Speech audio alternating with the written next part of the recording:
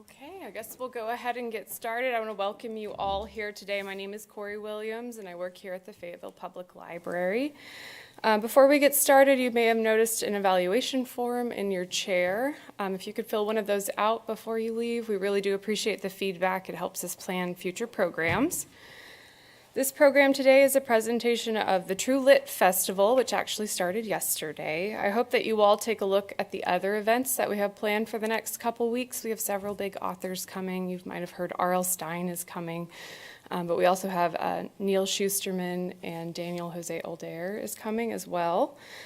But today I have the honor of introducing our panelists for our self-publishing panel. I'd like to introduce Ashley Klontz. She is a mom of two, a corporate writer, and a children's book author of Giraffe, What Do You Like to Eat?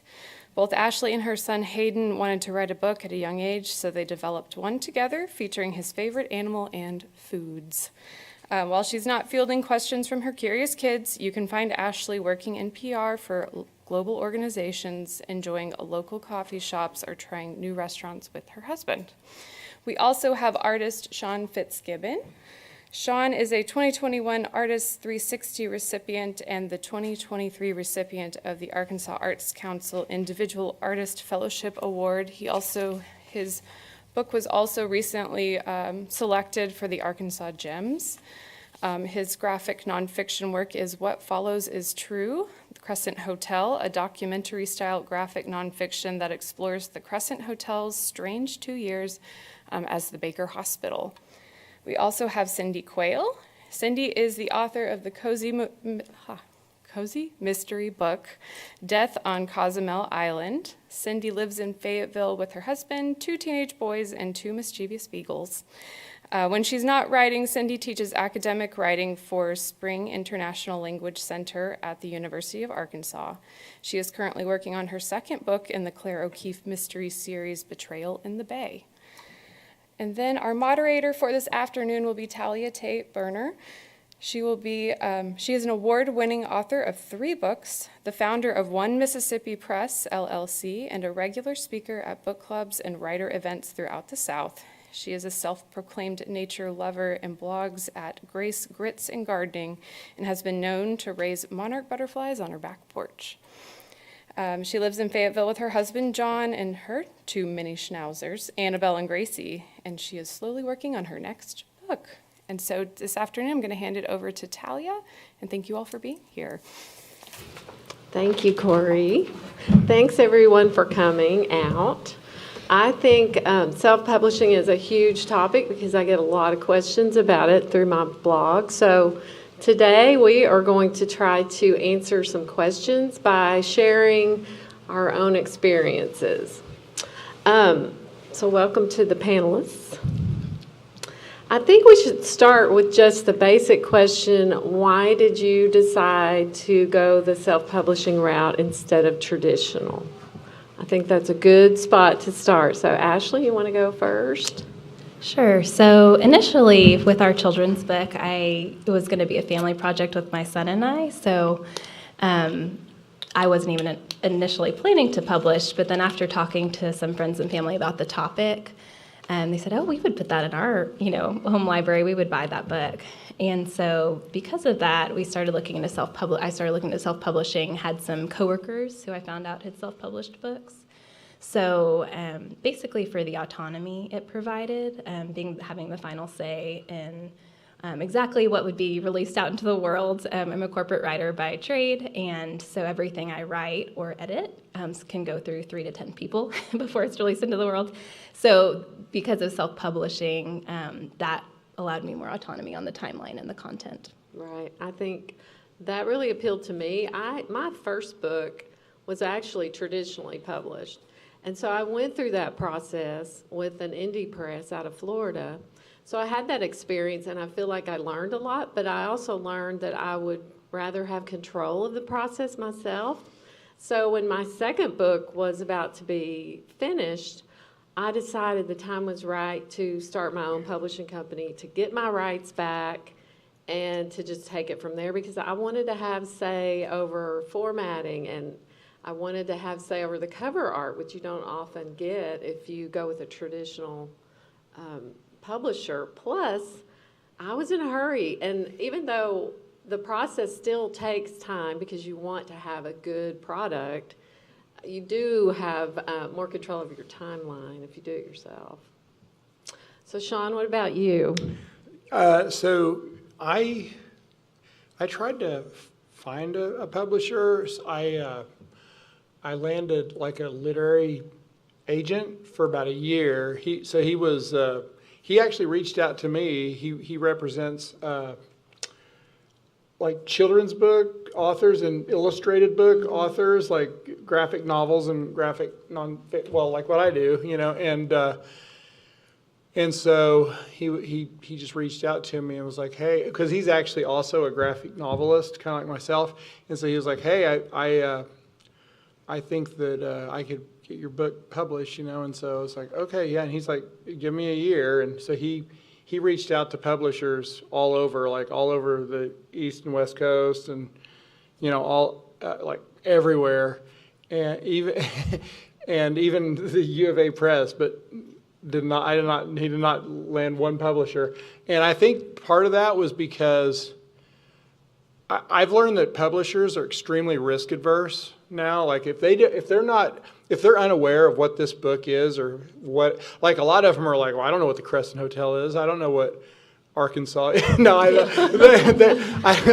but I mean, it's like they're like, well, what's Eureka Springs? I don't know anything. And a lot of them thought, which is strange, they thought, oh, well, it's like a regional book. It's like, no, it's not a regional book. It's about, it's about a charlatan. But anyway, so yeah, I just did it myself. I was like, well, I just figured up how much it's gonna cost to get these books printed, and so I did a Kickstarter campaign. And I can go into that later. That's a whole different.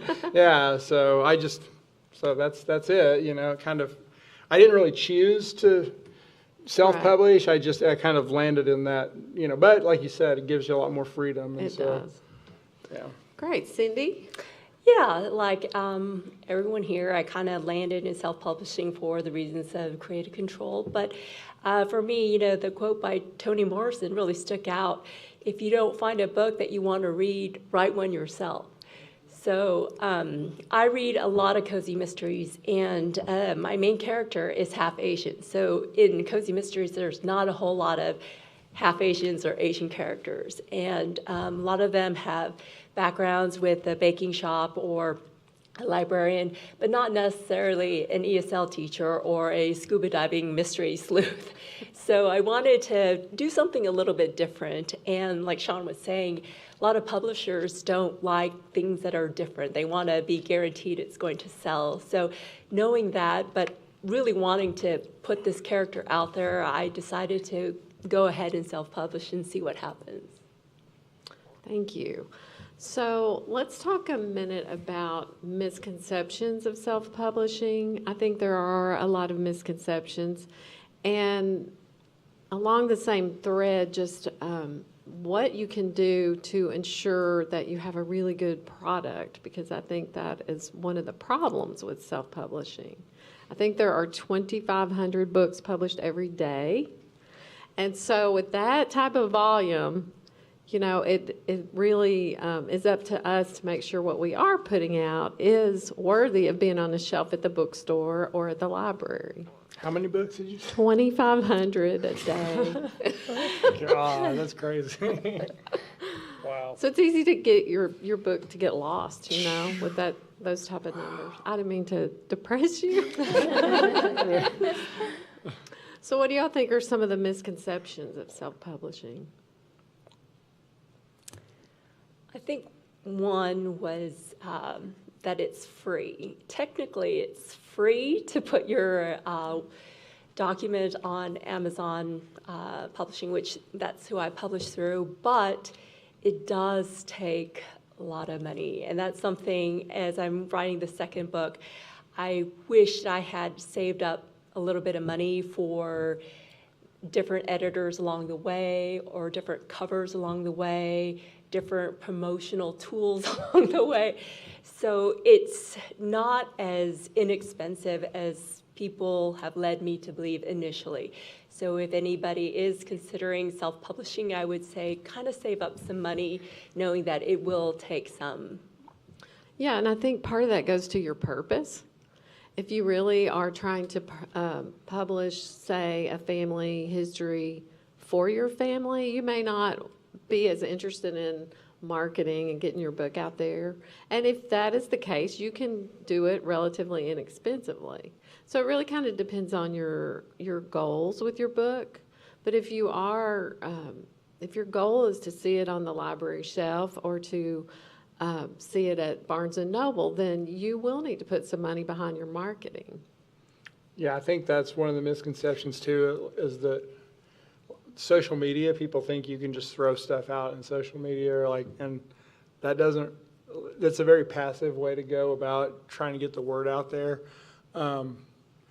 Because I've learned just from doing all this is that it's just, I mean, in my experience, it's a hustle. Like I'm just constantly out doing, talks and book festivals, and I'm learning what works and what doesn't. Like yesterday I was down in Fort Smith at Bookish, the bookstore down there, and for a book event, and you know how many people showed up? Not one single person showed up and they market well. They did the social media, but I think once again, I think that's like people just think, well, you really have to like do press releases, and you got to put up posters, do anything you can to get the word out. I almost look at it like it's a weird little analogy, but it's like climate change, and like if we're going to fight that, it's like you can't just do one thing. It's like you got to do geothermal and solar and wind. It's kind of the same way with marketing. You've got all these, you got to do press releases. You got to go out and talk to people, and so I don't know. Hopefully that answered. I love what you said about purpose too, because for mine, my purpose or what looks like success to me might be very different from Right. all three of you. And so for me, it was, this is a book that I had not found similarly. Like I have read thousands of children's books to my kids, that I had never found one that described nutrition for animals and humans and linked it together in a kid-friendly way. So for me, as I was developing with my son, I was like, okay, this is something I think could be beneficial to early elementary classrooms, preschool classrooms, and educational type settings. Or community storytime event type things. And so I really narrowed it down. And I think with self-publishing and probably any kind of publishing, being able to see very clearly, like this is the kind of person I think would appreciate this. This is why it should be out in the world. And then also having, like you said, I think it'll cost about X amount to hire an illustrator. Versus some of these other things, I don't have a ton of time, so I'm going to do fewer events and do it at a children's museum instead of, I did a ton of story times at first, and I was like, okay, this is not sustainable for me, but I'm going to try to do maybe, less frequent things. So, Right. Misconceptions about everyone's journey or situation needs to look the same. There's lots of platforms and lots of different reasons, I guess, to self-publish a book. Yeah, so let's talk a little about your specific journey and the third parties you hired to help you, or did you do the entire process yourself? Because, it's hard to sit down and tell somebody this is how you do it from point A to point B, because there are so many platforms, and there are, you can do all your own editing if you want to. I don't recommend that. So you can hire a third-party editor, a professional editor, or you can hire cover artists. I mean, how did you go about skinning that cat, so to speak? How to do the cover, like Did you, who all did you have to help you, like your, right. your team? Right. Well, luckily I can draw, so Right. I did all that. Yeah, and that was I was going to say with Ashley. That's great that you hired an illustrator, because it's like that's one thing that if you're putting out a book and you don't have like a design background, hire a designer, and hire an illustrator, just because it's going to matter so much. Like so many times I'll see, self-published books, and it just doesn't look like a professional book. You want it to look as professional as it can be, and My undergrad was in graphic design, and even though that was my undergrad, I've done so much illustration over the years. Like I work with a designer that after I laid it all out, and I was like, and he just kind of tweaked little things here and there because I don't do it enough. Even I'm still not. So yeah, that was definitely. And then as far as like editing the book, I hired someone to edit my book, and then even after that, there were still mistakes, and then I had my wife, who's Willow. She's the librarian here at Fayetteville Public Library, and so she looked over it over and over again. Then I think we had some other librarians here. Librarians are so like having a wife as a librarian was so awesome because she helped me with like organizing, like when I was doing all the research. Putting all that, once I had all this research on this nonfiction thing, then it was like, I'm like looking at like 2 milk crates full of all this. I'm like, I don't know what to do. And then she helped me organize it like chronologically, like, because I was like, well, I couldn't. She's just good at that kind of thing. Nice. So that was awesome, but yeah. So, but let me just say though, that with the proofing, so each time we do it, we would like photocopy my book, and take it to like, a local print FedEx or whatever, and just have it spiral bound printed. And we went through like 18 or 19 of those. Like we had a stack like that tall of going through and just editing. And That gets expensive. it does, but each we're like, surely it's got to be like, but we keep finding mistakes, Yeah, it's crazy. Cindy, did you have beta readers for your? The first book, I really didn't tell anybody that I wrote a book. I was really embarrassed. It took a long time to even decide to publish a book for other people to read. So I didn't really tell anybody. But the second one, I found my editor because she read the first book. And she kind of understood the direction I wanted to go. And I think that was the harder part about finding an editor is people like to do what's comfortable for them. And I didn't want my book to be edited like the other cozy mysteries. I just wanted to make sure it was really true. So finding her was just a huge relief. And this time around, I'm only using her for copy editing and proofreading. So I'll do all the developmental editing myself, but with each book, I hope to, invest a little bit more money in each stage. And then the illustration for the cover, I was pretty lucky that I found someone on Etsy. For me, having someone who's really responsive is key. There's a lot of people that, can handle, taking time to get people to come back to you, but I am someone who's like, all right, waiting on the edge of my seat, like, okay.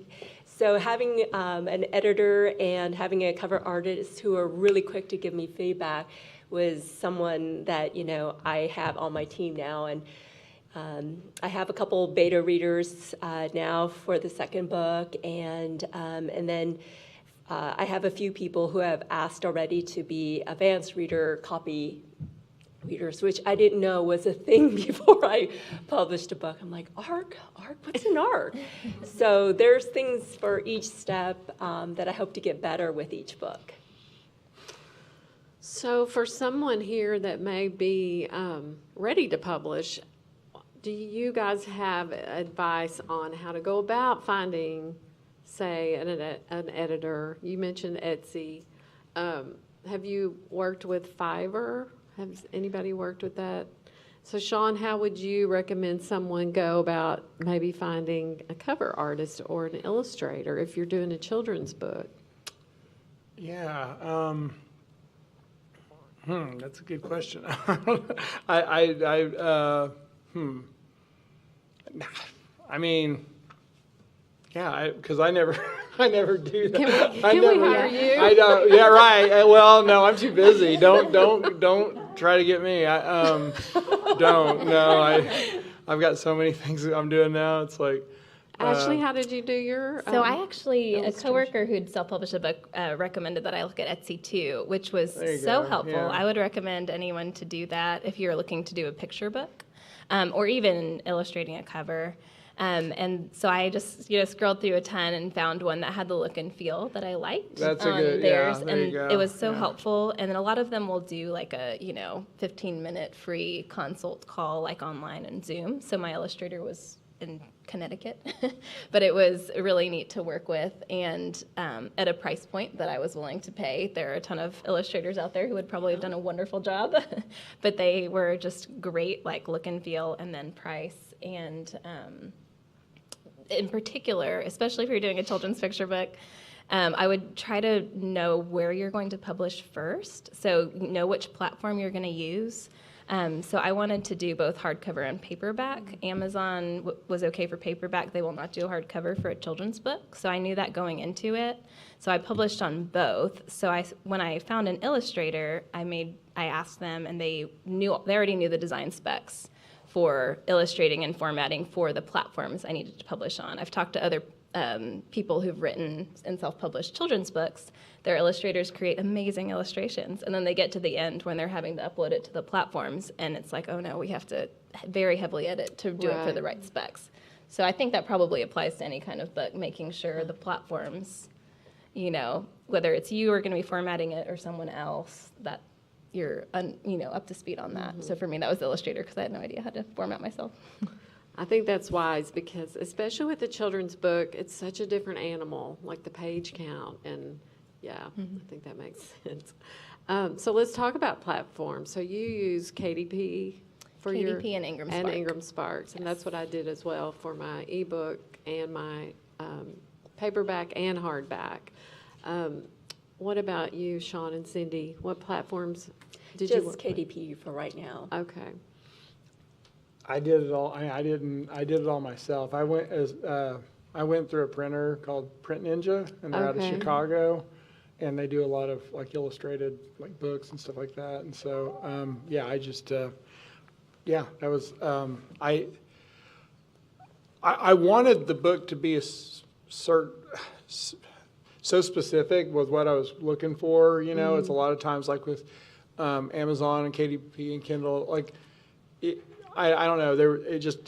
I just had a certain idea of what I wanted, and so I had to just kind of do it all myself, and so that's what I did. Does that mean you had a print run where you had to print a certain number and buy those up front, or do they print Yeah. on demand? No, I have a print run. In Okay. fact, that was like what my Kickstarter was. I printed out 1,000 books, Okay. and that was of those hardbound books. And that's expensive. I think it was like I needed for that run. It was like 11,000 for the initial print run, and I promoted that Kickstarter for almost a year, and just really getting that out there. And so, and it was you only have 1 month Oh, wow. to do that, and so. So that's something but- I'm not familiar with at all. Well, it's really and and so I mean like I said I've done it all everything I've just kind of self-generated, but so within that 1 month, it was October like 2 years ago, and on the first day the book I made 15,000 on day one and then by the end of that October it was almost 30,000, and for that, and so. Yeah, I mean, it was a successful, because I needed like 11,000. And I was like, I had no idea I didn't even know if it'd be successful, I didn't, but it did. I mean, a lot of people, because I'd just been promoting it so much and doing talks and doing all the stuff on the front end. And so went through that entire 1,000 books, because like 500 of them or so went out to the people that pledged. And then I sold the rest of them. And then I ordered from that money, I put that back into the machine, and then I ordered another 1,000 books, and I've already sold all those. Now I'm on my third 1,000. I just got that order not too long ago, so I'm on the third.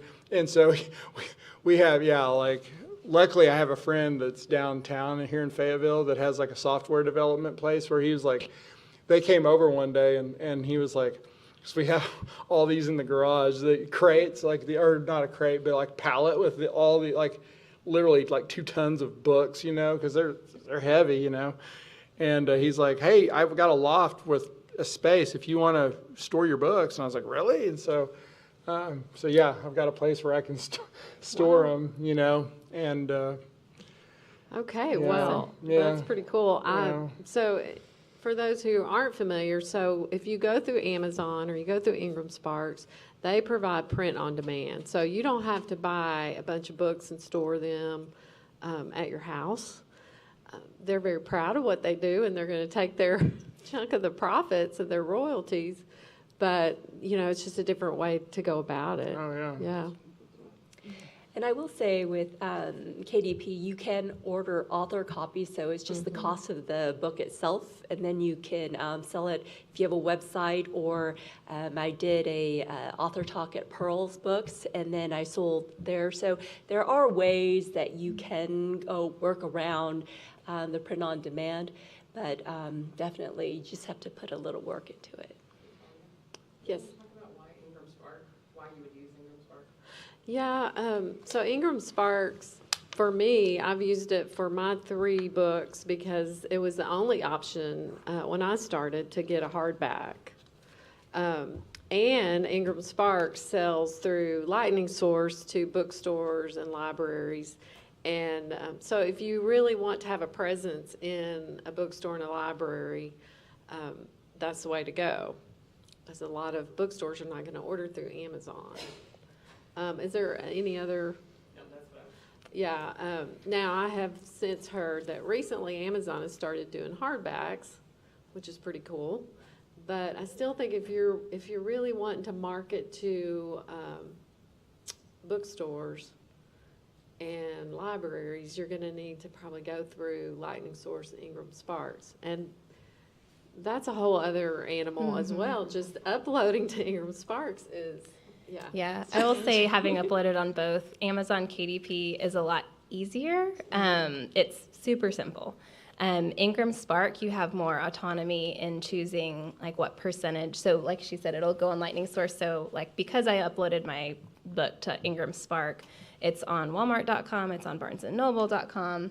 Like a lot of these retailers will pick it up, and they're not really on the hook for much if it's online because it's print on demand. So and you can set the percentage that you want them to take versus you. There's like a minimum on Ingram Spark, whereas Amazon, it's kind of set in stone. So it just operates a little differently. But the print on demand can be a good fit. It was a good fit for me because I didn't know how much energy or success I'd have with my book. And so I was like, okay, this is able to order a batch of author copies, but maybe not as ambitious to have pallets delivered. So it kind of depends on your your ability. Well, yeah, but the thing is, though, I can't, like, if I go to, like, I've tried, I go into just Barnes and Noble, and since I'm not in Ingram, I'm not in the system. I can't sell my books there. It's like maybe if it's like on a good day, like if they might do it on consignment, maybe, but that's really difficult because,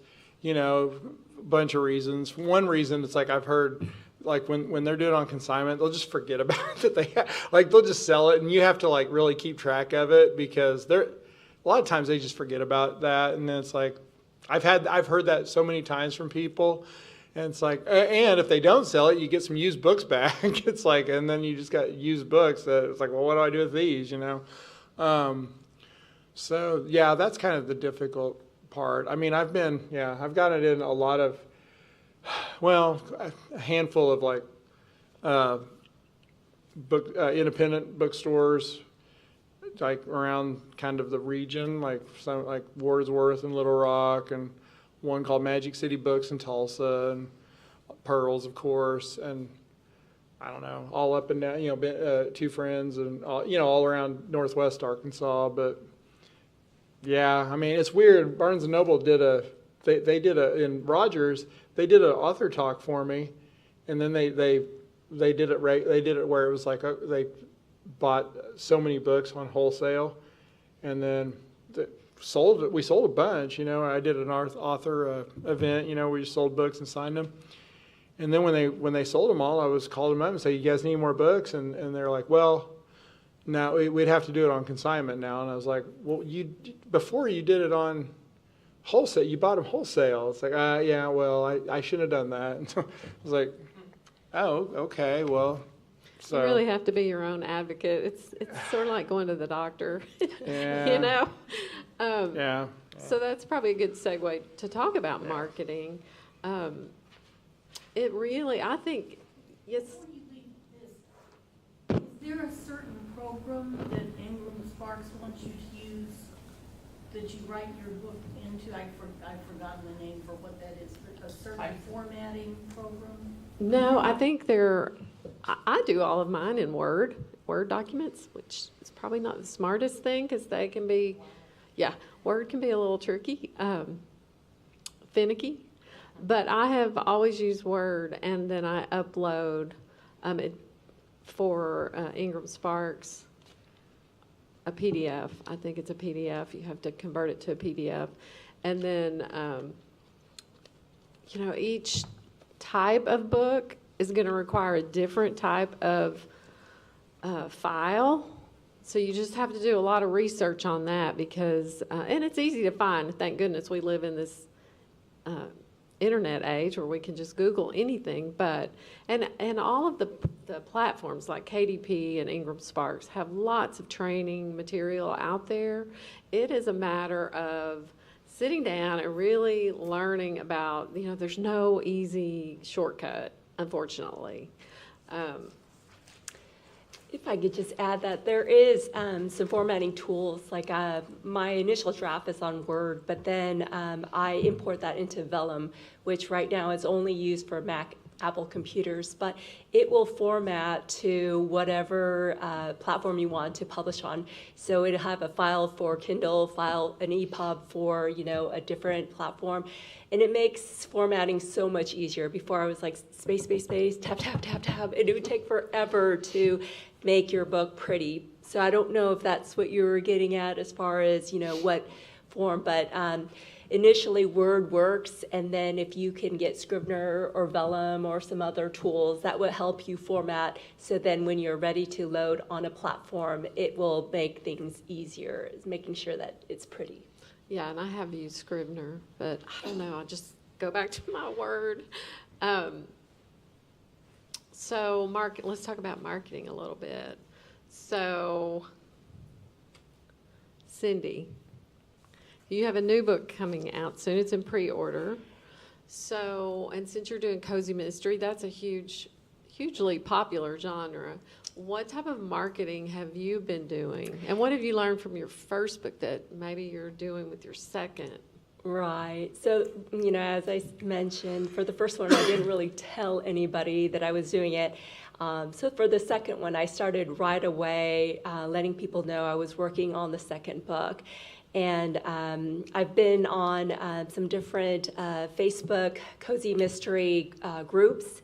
And so I'll offer giveaways or I'll do author talks where I just engage with the readers themselves.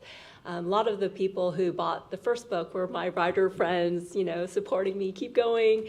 But it's not really the genre that I'm trying to write to. So trying to market specifically for that group is, it takes some work, but I've gotten myself invited to several different author takeovers on Facebook and on Instagram.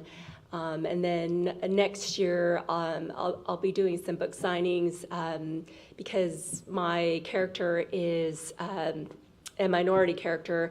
I've kind of reached out to bookstores that are targeting minority groups as well.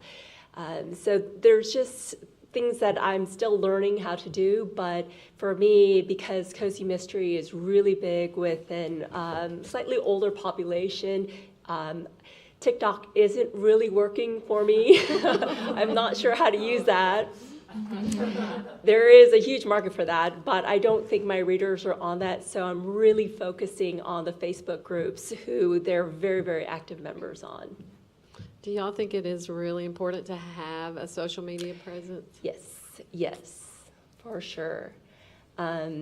Especially for cozy mysteries. They do a lot of Bookstagram posts, and if one Bookstagrammer likes it, they will post your pictures and other people will pick up that. And initially, that's where I got the most reads, was from Bookstagrammers who have recommended to their friends to try out the book. Yeah, I think for me, it's been Instagram as far as social media. I think measuring, any kind of your marketing efforts by a specific amount of books may not always be for the best. Like, there's been times where I've promoted or connected with someone and I may not get a ton of sales at a specific event, but I meet someone and they come host me for something else. Or, so there may be, it's been really fun to see like how different things have come into play. But for Instagram, for me, and reaching out to similarly like book reviewers for children's books, and then there's a lot of like teacher influencers out there.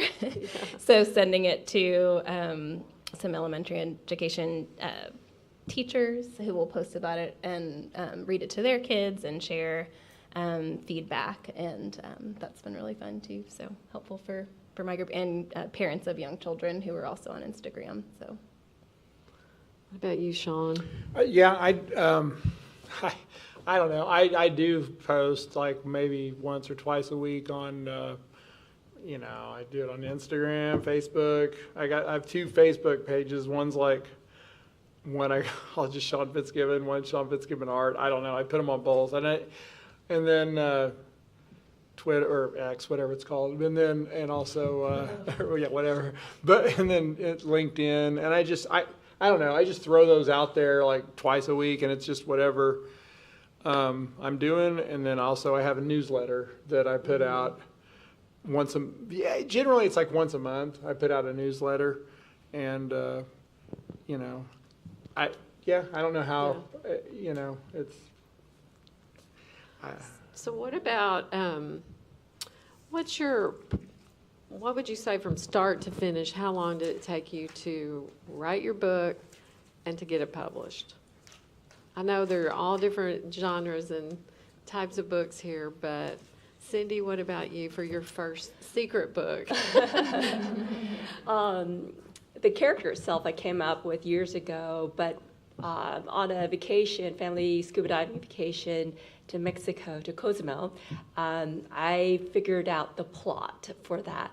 And then from there, I realized, I could take this and make it into a story. And that took about start to finish 6 months, because I teach and writing, I did during breaks and stuff. But the revising and editing took me another 9 months because I did it myself. And this time around, I am hiring an editor, so hopefully that part has been condensed quite a bit. The book cover designer I found while I was editing. So it took me slightly more than a year from start to finish. And I think, if you talk to people who go through traditional publishing, that's a really, really fast timeline. Mm-hmm. Some people just wait years for their publishers to get back to them, and then another couple of years to be in the queue for editing and book cover design. So, if you're in not a rush, but you'd like to see your work out there faster, definitely self-publishing is a good option. Yeah, I think mine was about 9 months from start to finish, from, I think we want to write a book together, to, hitting published on Ingram Spark and Amazon KDP. And I think about 3 or 4 of those months were illustration. So I was kind of finalizing my manuscript for the text, but also the illustrator. I give them a good amount of time. So. Okay. What about you, Sean?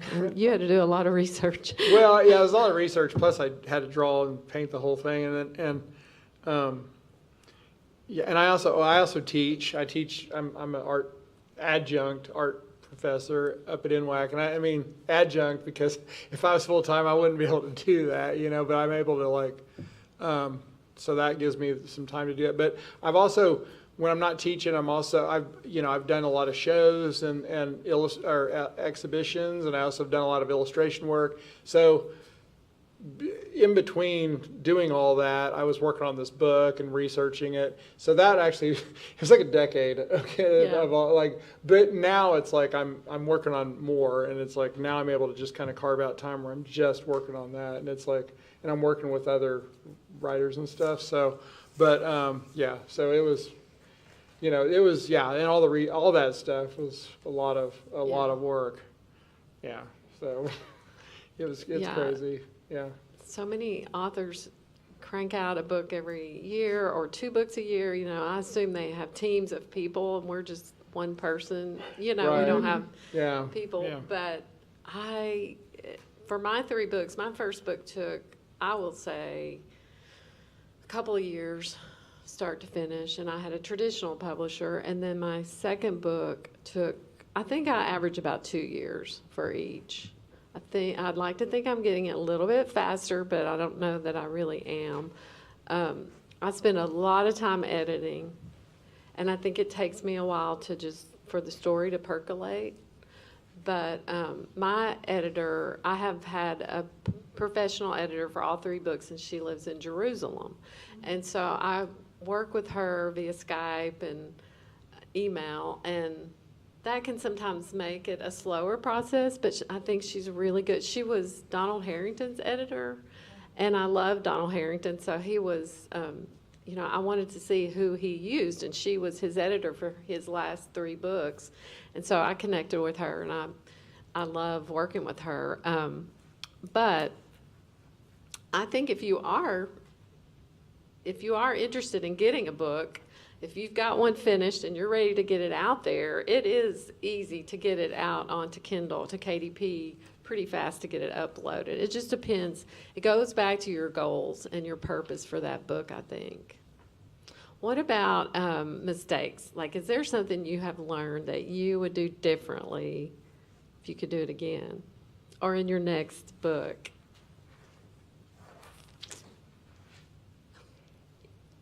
Because my book is a series, if I could go back and republish it again, I think I would have waited until I got all 3 or 4 books kind of sketched out, because it's hard to write, promote, and work and deal with family all at the same time. So if I had to go back and do it over again, I would have probably got more of it front-loaded, so then I can devote the right amount of time for each step. I mean, I consider with the whole writing process or book publishing process, the writing part, and then the formatting, publishing, editing part, and then the promotion part. And the promotion part has taken up a lot of time recently, and so that's what's taken me a little bit longer to get the second book out there.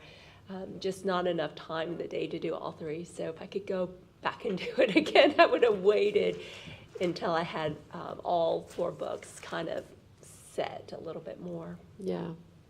Plus getting them launched Yes. really close together is a good strategy when you've Yes. got a series, Yes. for sure. Yes, a lot of them do 6 months, and to me that seems awfully quick, but that's just kind of the way my genre is. 6 to 8 months is when the next book comes out, and my book will be like a year out. So to me, I thought it was pretty good, but it's a little bit longer than most in my Yeah. genre. How many books do you have planned for your series? 3 for sure, and maybe 4. It depends on how well Claire is doing. Sean, what about you? Are you working on something new? Oh, yeah, I am. So What Follows is True, that's a beginning of a series of Oh, books. Yeah, okay. so this first one just is about, it's the Crescent Hotel. And so, yeah, I'm a fan of, I've always loved place, like going to actual places that have kind of unusual histories, strange histories, and but it has to be an actual place that you can go to. It's like, the Crescent Hotel in the early 90s, it was about to have been demolished and turned into a chicken farm had the Rennicks not bought it. The people, the current owner, Elise Rennick, had they not bought the hotel, because throughout the 80s, it was really pretty in bad shape, but then they bought it and put a lot of money into it, and now it's, of course, it's a hotel again. What I'm saying is, had it not been there, like if it wasn't there, I would have never done that book, but you can actually go there, you can read the book and go to an actual place, and it's almost like a companion piece to a visit to Eureka Springs. And it's such an unusual, interesting town, Eureka is just so You know, it's only town in the U.S. is on the historic registry, and the road's all serpentine throughout, and then of course the Crescent has such an unusual history. So will your Uh, next book be at the Crescent No, or no, a no, different no. property? It's different places. Like, Okay. no. So actually, I'm, okay, so I've got, okay, so one project I'm working on is it's a long story, but it's 3 different stories, and each one's going to come out as a single, and then I'm going to combine those into a hardbound book like this one, you know. And one's the Palazzo Dario, and it's all over the world, you know, places I've been. It's a so-called cursed palazzo in Venice, Italy. It's an actual location. And then there's the Island of the Dolls down in Mexico, if anyone's heard of that. And then the third one is the Winchester House in San Jose, California. And I'm going to keep doing these, like different places. And then also I'm working on through this book, I was contacted by the University of Arkansas's Archaeological Survey. They got a hold of me and was like, hey, would you want to do a book about the Toltec mounds down in Scott, Arkansas, south of Little Rock? And it's actually the Plum Bayou Mounds. That was a misnomer. And so I'm working with them on another, and it's actually going to be under the same banner of What Follows is True, Plum Bayou Mounds. And I'm working with the team, you know, and we're working on getting the Arthur P. Sloan Foundation grant and National Endowment for the Arts, Great. grant and all that. And so, you just keep going with these, you know, and that's also, you know, the best way to promote your book, or the best way to promote your book. You know what that is? Put out your second book. You know, it's like, because seriously, then people are like, oh, do you have other books? Well, yeah, I've got the, you know, and it's like, True. so I'm just gonna, because there's a point now where it's like, okay, because like I said, when I'm going to these books, doing these things, no one shows. It's not, I mean, I've done so many. Sometimes they're great. Sometimes they show. You just throw it all against the wall and see what sticks. But now I'm just kind of focusing on working on these next projects, you know, and limit all my going out to, you know, bookstores and festivals and all that to maybe like once or maybe 2 a month. But I just can't do much more than that, you know. But because I don't want there to be 10 years between. I want to get the next book out, like, you know, in a year or so. So, which is like, they're shorter, you know. So. What about you, Ashley? What's next for you? You gonna write another book with your son? So my younger son, I have 2 sons, so my younger one actually said, what if we did this? And I'm like, no, Mom doesn't have any capacity right now. I've been working a little bit more just as a freelancer, and so there's a possibility we'll adapt my children's book for an organization. That's like I'm not sure that'll happen, so at this point, kind of refilling the creative bucket, and hoping, you know, if inspiration strikes, I will, but not in a rush. Okay, great. I think now maybe we just open for some questions. If anybody has, I know it's a huge, broad topic. Yes. I wondered, particularly you and maybe Cindy could comment on what you paid for an editor, what you should expect to pay for an editor. Yeah, my editor charges $65 an hour, and I feel like that's pretty typical. So of course, it's hard to estimate because you don't know how much time they're going to spend on it. But I think that most will you can send them like 25 pages, and they can give you an estimate based on how long your manuscript is, of how many hours they think it will be. What do you think? For my editor, she goes by word count.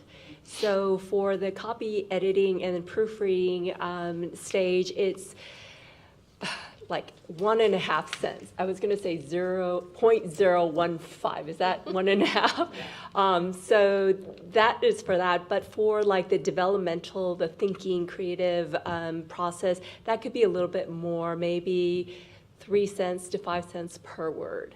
So this next mystery, it'll be about 70,000 words, so it's a little over $1,000. So it's definitely one where, you know, again, I would advise other self-published authors, having an editor is really good. It's one more person to take a look at your writing before you put it out there.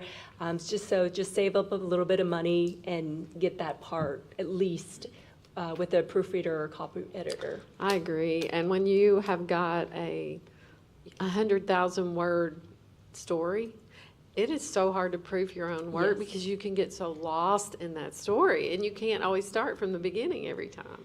Start editing in the mistake. Yeah. And so you do get to that point where you need somebody else to take a look at it. And yeah, that to me is where I probably spent the most of my budget was on editing. Do we have any more questions? What exactly is a beta reader? How does that work? I have never had a beta reader, but I do have friends that use beta readers. So they're people that will agree to just read your book before it comes out, and sort of like proofreaders, friends. I don't know. You had some, yeah.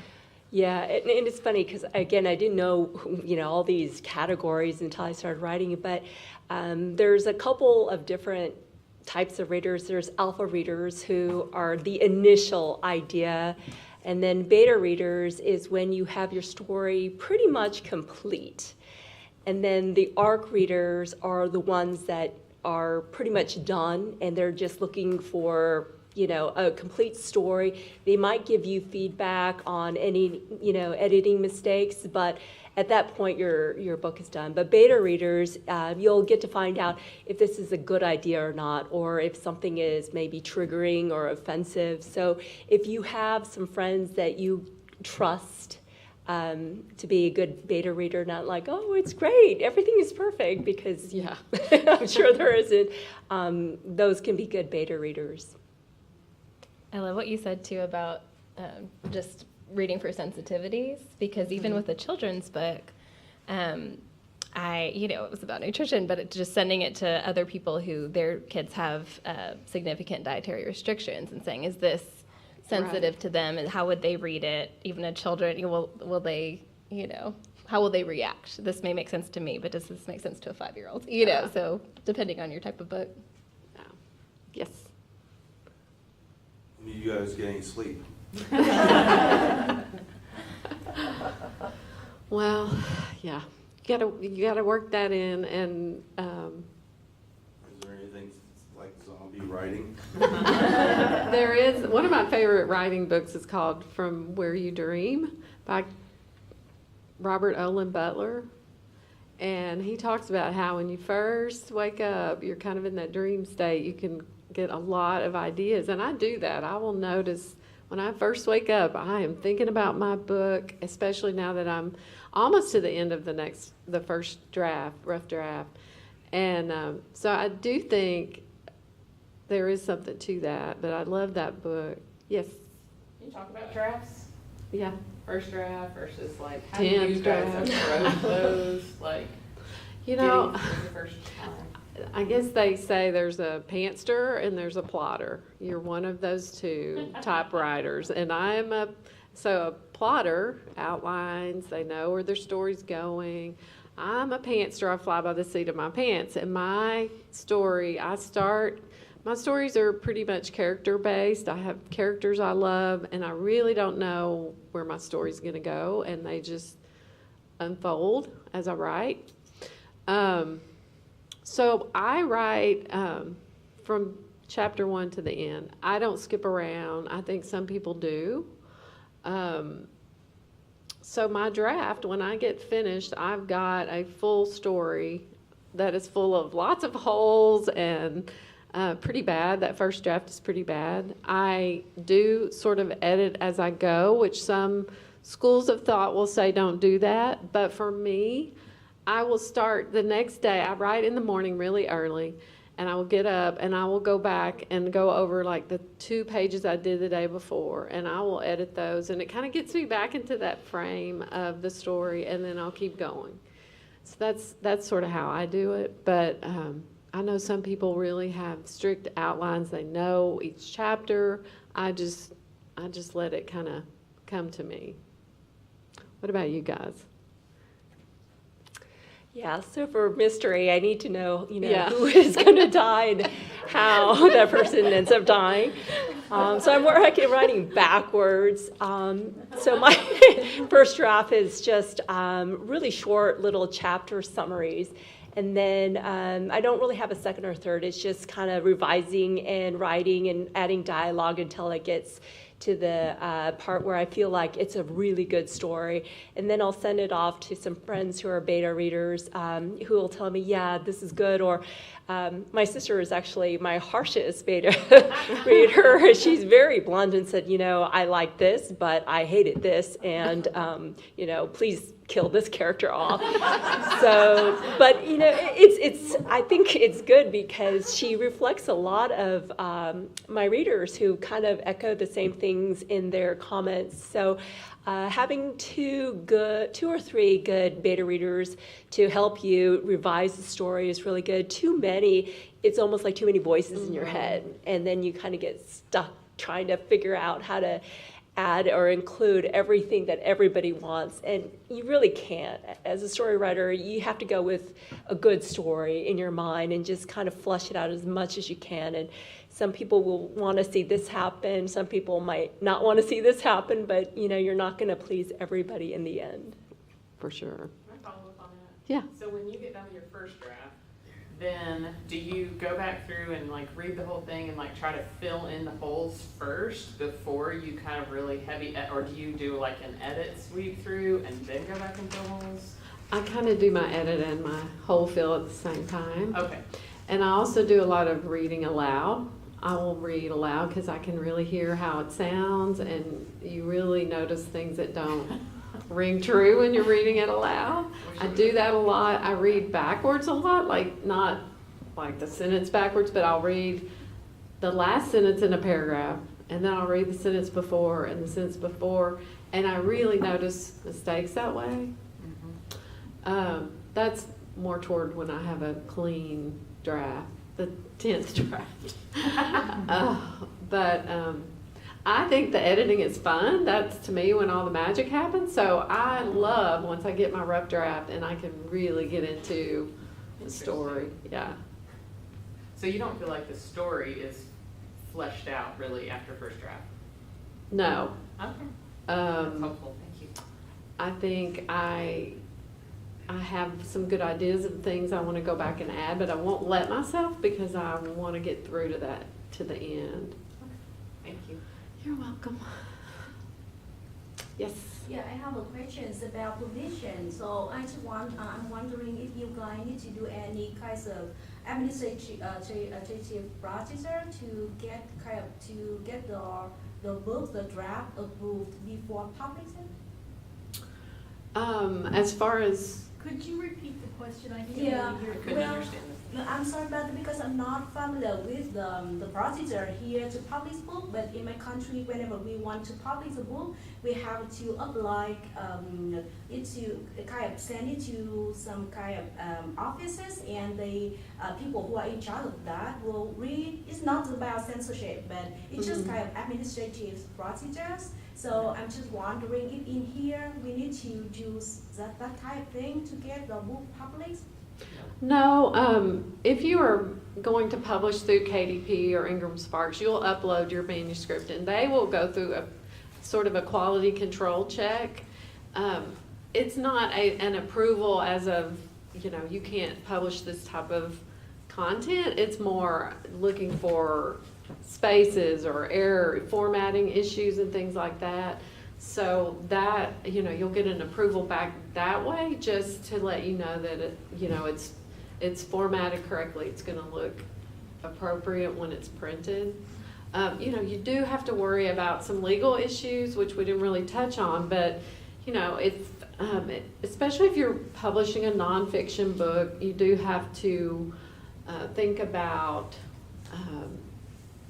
anything that you're writing that could be come back to, somebody could sue you for defamation or something like that. So you want to be aware of any problem you could end up being in a lawsuit about. And you have to think about copyright, and you have to think about the art that you use. You can't just take art. It has to be available and not copyrighted itself. So there are some legal issues, which I'm not an attorney, but, you know, I would recommend that you talk to an attorney if you do have concerns like that.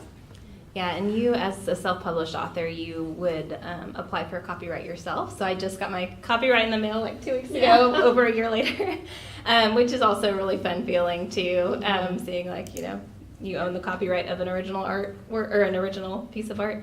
And similarly with the illustration, they signed a contract that I would, they were creating it for hire and I could use it and still retain the copyright. Yeah, and with nonfiction too. Yeah. Did that answer your question? Yes. Okay. Talk about ISBN numbers. Yeah, as a self-publisher, you will be responsible for getting your ISBN number. And it's not hard. I went through Bowker. Bowker, that's what I used, yeah. What was that? Bowker, BOWKER. yeah. Correct. Yep. What? Yes, VO what? BOW, B-O-W-K-E-R. B as in boy, yeah. Okay. Because every book has the ISBN number on the back. It's how it's tracked and, Nice. yeah. Valker. Yes. Sorry, I have one more thing. If you upload, this was just something I learned on the last book I did. If you upload your ebook to KDP before the print copy, the ebook will catch spelling mistakes and the print version will not. I thought that was so bizarre because after I'd Interesting. already started the print process, then I do my ebook and it says, "Hey, do you know you have 2 spelling mistakes?" I'm like, no. I mean, you know, I'm gonna find those for years, but anyway, if you're close to that point, you Yeah. might put the ebook up for if you're planning the ebook. Do you all have ebooks? Yes. You all? Okay, I don't. I guess I should, huh? Should I? I don't know. It's That's what I'm yeah. asking. Should I? There are a lot of people that read ebooks. Really? only. Okay. Yeah. Wonder how I should do that since just do it like as a PDF. I'm not a PDF, but I guess there's A some, Mobi file because I know there's like or EPUB file. Amazon has like Comixology. I don't even know if they have that anymore. It was called Comixology, and it was like you could put on your graphic novels and stuff. But Yeah. I don't- I Graphic guess- novels are huge. I'm sure that They A are. lot I need of to them find a. I don't know what. I need to look into that. I don't know. Yeah. another big topic for any author is getting reviews. I mean, that's just a huge issue. And that's something I had no idea about when I started. So, in hindsight, I think for my first book, I would have worked harder on that. I do work hard on that now, but I never knew how important reviews were for authors. So now I'm really mindful of that. I really try to review all the books that I read because reviews really do push sales through Amazon. And one thing I did this year with my newest book, my 3rd book, is I put that book out on NetGalley. And I don't know if anybody here is familiar with NetGalley, but it is a way to get your book reviewed early before it launches. And it really helped me get some early buzz about my book through Bookstagrammers and book reviewers. And so that's something to think about if you have a book, especially one of the genres like cozy mystery, and because there are a lot of reviewers out there that will grab those books right when they're available and post early reviews on Goodreads. Did you have a question?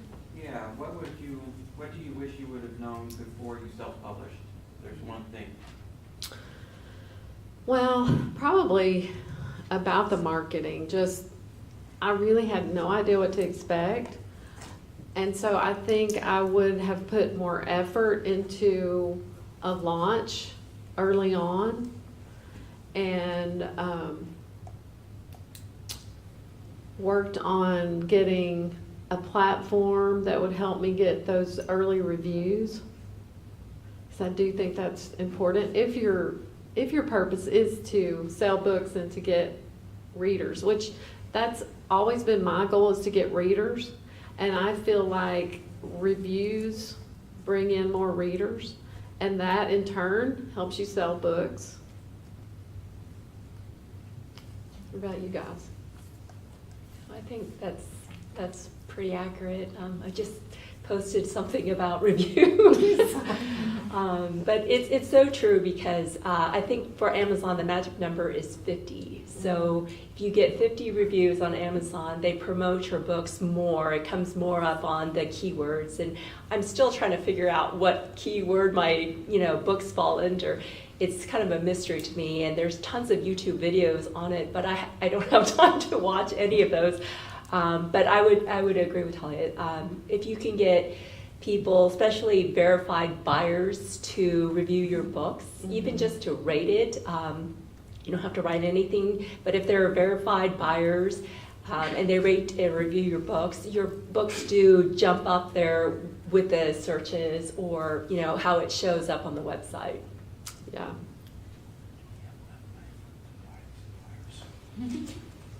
Any other questions? I have Yes. a question. What about literary contests? Have you guys explored that? What has been, your experience in those places? Yes, so my first book was won a gold medal in the Florida Authors and Publishers Contest, and that was primarily because my publisher was from Florida, and so she entered that for me.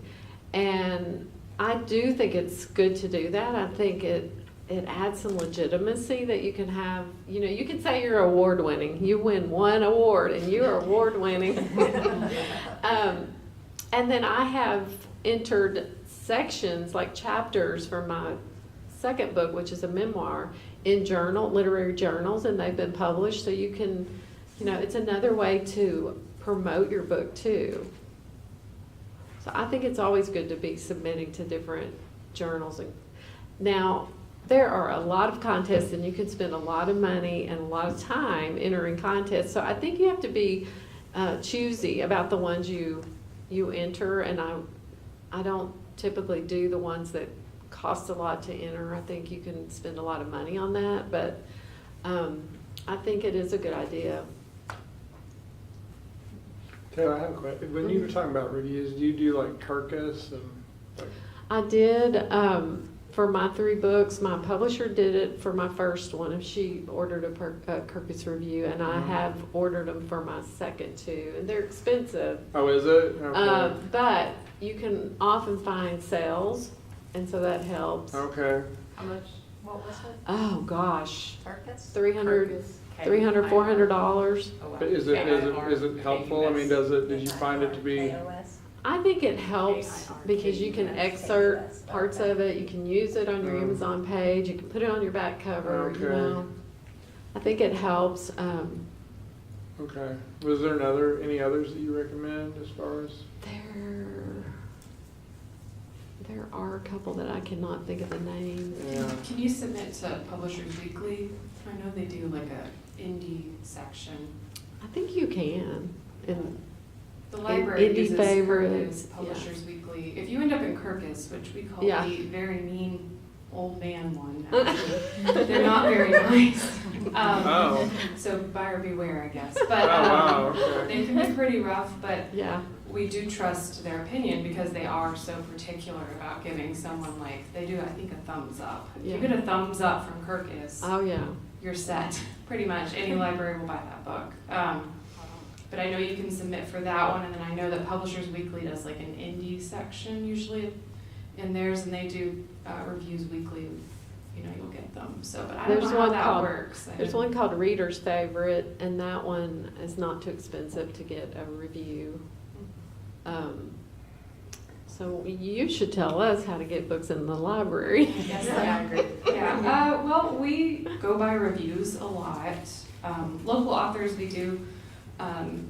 We'll consider it without a published review in a journal. But when we buy books, we mostly look through the different journals. We have like Library Journal, Publishers Weekly, Book List, the School Library Journal, and then Kirkus is a very popular one.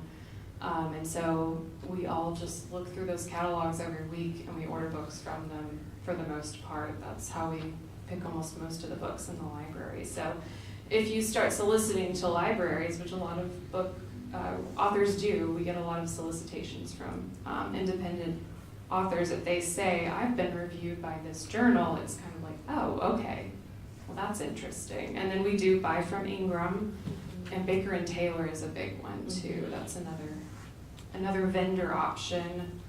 And then there's a couple other that we don't really use quite often, but I can't remember the names of them right now.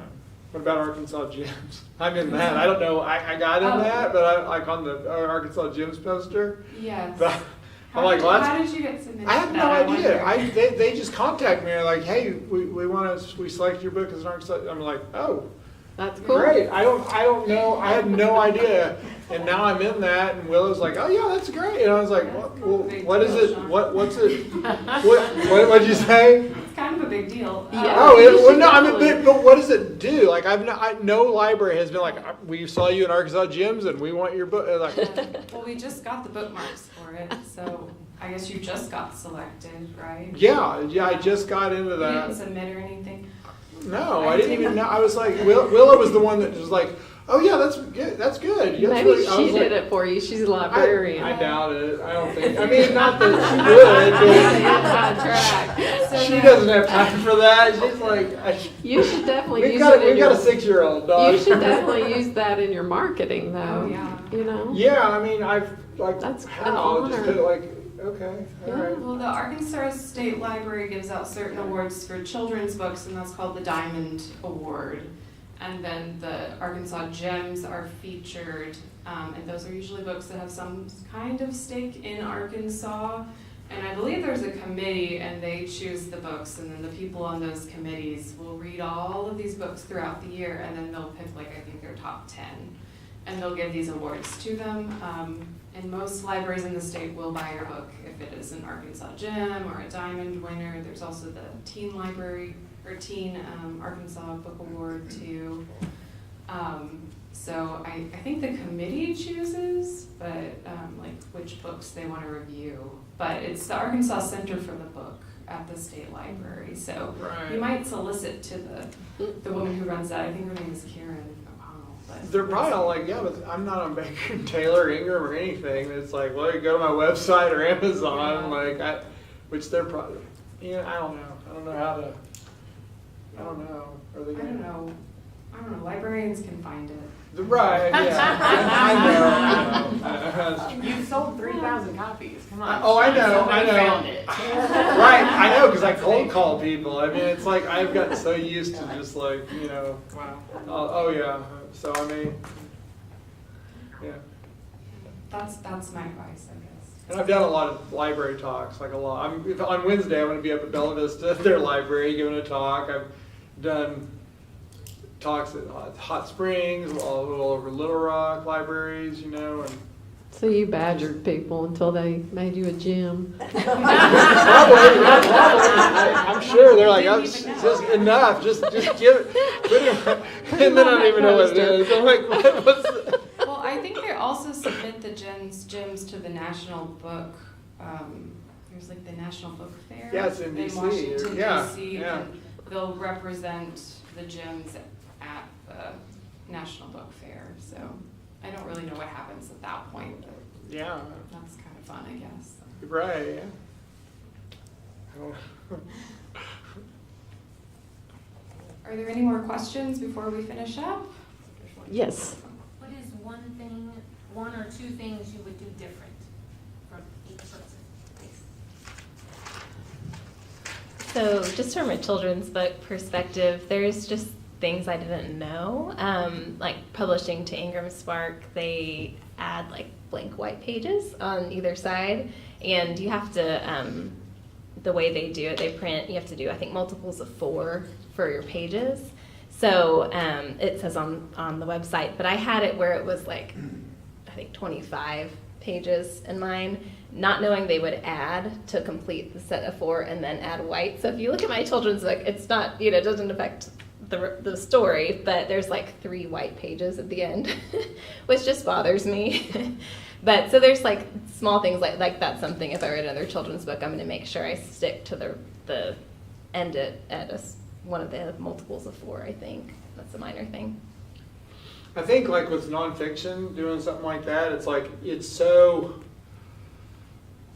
kind of overwhelming because it's about this, it's a hotel that's been around since 1886, and then it's like this guy, this charlatan, it's his whole life. It's like, well, but it's like the 2 years primarily when he was at the Baker Hospital, or at the Crescent, the hospital. But it's like there's so much information, and so like you keep finding more and more information as you go, and you just have. There's a point where you just have to like, okay, I'm stopping right now, because I kept falling into that trap. Like as soon as I finished my book, they made that discovery of those jars on the grounds of the Crescent Hotel, like grim discovery of like, they found jars with like cancerous tumor, like human remains. It was weird. It was really, they were doing landscaping, and so it's like, it was sent off to state crime labs for analysis. But I was done with the book. I'm like, okay, I'm done. And I knew all about that because I'd done so much reading. And they're in the book, but not that particular chapter. Because when you're doing nonfiction, new things just keep happening, and it's like, and you keep finding more and more information, but you have to just like, okay, I'm doing, this is the story I'm telling, I gotta stop. Because I fell into that where I would keep adding to, or someone else would tell me some information. Like I'd get phone calls because I did a lot of oral history. I interviewed a lot of people in Muscatine, Iowa, where he's from, and then also throughout Arkansas, Little Rock, York Springs. And you just keep getting so much. You just have to finally just say, okay, this is where I'm gonna, stop and just, because like I said, the next one can't take 10 years. I've got to just like, you got to move, so. I think I just took myself too seriously at the beginning, and I thought I really wanted to do lots of book signings at bookstores. And so I really spent a lot of effort at the beginning with my first book, going to bookstores and having book signings, and then very few people would come. And I learned that where you're going to have your best success at book signings is in your hometown. People know you. And so I think I just learned that as I went. And so I've kind of backed off of that with my next 2 books and just sort of let things happen more organically, I think. And my books have been picked up by lots of book clubs. And so I've discovered that I really love that. I love going to book clubs, talking to the book club members after they've read the book, and we all discuss it. I think that's so much more fun than going to a bookstore and hoping somebody will come up to your table and talk to you about your book. I mean, that's just not something I enjoy. So that's just kind of something when I look back on, I think sort of how my story has changed and my journey has changed. Yes. As we all know, there's a whole lot of information on all of these things on the internet, and that's the problem. There's like millions of websites. Do any of you have websites that you know are especially good about having accurate information for the mechanics and details of how to self-publish? Like who to contact or how many, that sort of thing? I will tell you that on my blog, gracegritzgarden.com, I get a lot of questions about publishing, and so I put together all of my sources and my thoughts on publishing, and I put it as a document. And so if you go to my blog and look, it's up at the top in the menu line, Thoughts on Publishing. You can read some of the sources I use because I just learned as I went. So it is doable for sure. And I thought, when I decided I was going to put this together, I thought there's no reason for me to recreate, the wheel. I can just refer people to the places I go. So I would encourage you to look at that and see if that helps you. What did you say your website is? gracegritzgarden.com, and I have a card back there on my table. Thank you. You're welcome. All right, well, thank you all so much. I'm going to cut it off because we could probably talk about this all day, but they'll be back here selling their books if you have more questions for them or anything. But thank you all so much for being here. Thank you. And we'll sign them too. Yeah, we'll sign them. So thank you. Thank you. Thanks.